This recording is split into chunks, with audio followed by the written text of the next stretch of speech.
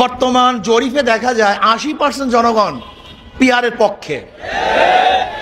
আর PR সিস্টেমে নির্বাচন দিতে বিএনপির আপত্তি থাকারই কথা না, কারণ তাদের একজন উঁচু পর্যায়ের বক্তা বক্তব্য দিয়েছেন যে 90% ভোট তাদের। যদি 90% ভোট তাদের হয় তাহলে তারা আসন পাবে 270-এর উপরে।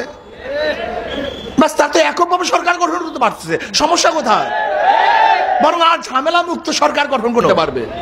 গান ড্যান্স আমাদের মুসলিম পরিবারের এটা সংস্কৃতি না।